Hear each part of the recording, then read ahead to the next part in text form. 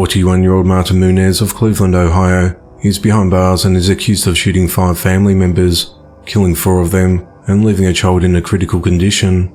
The incident occurred at around 7:10 p.m. on Friday the 13th of January, when Martin shot 5 victims in the head in different locations in the home, located at 3719 Mack Court in Cleveland, Ohio.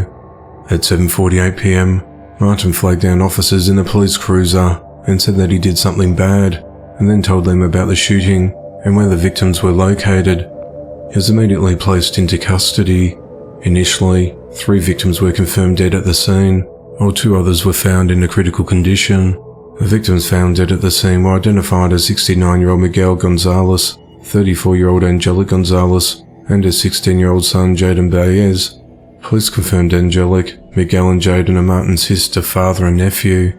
Martin's brother-in-law, 48-year-old Anthony Booth, and Anthony's 8-year-old daughter were transported to the Metro Health in a critical condition. Anthony succumbed to his injuries on Sunday. The girl remains hospitalized, fighting for her life. The motive in the attack is unclear.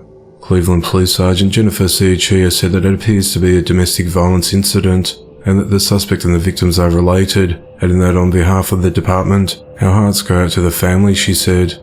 Martin faces 4 counts of murder and 1 count of attempted murder. He's due to be arraigned on the 17th of January.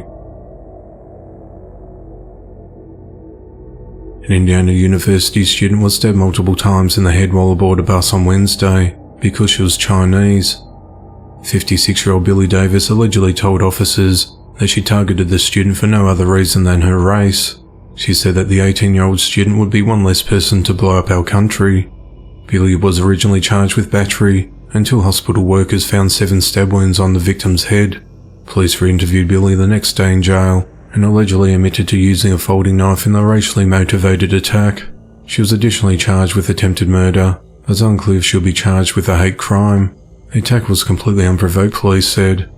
A student, whose name remains anonymous, told officers that about 4:45 p.m. on the 11th of January, she was attacked without warning when she stood up to exit the bus at West 4th Street and Beeline Trail intersection in Bloomington, and she was bludgeoned by a stranger that she had not interacted with during the bus ride, resulting in immediate pain.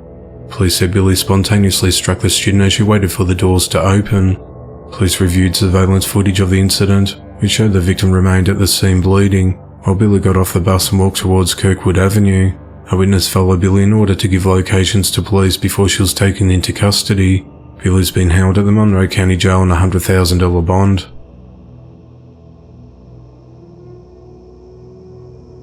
23-year-old mother Savannah Dawson and her boyfriend 23-year-old Curious March Jr. are behind bars in connection to the beating death of an 8-month-old infant boy.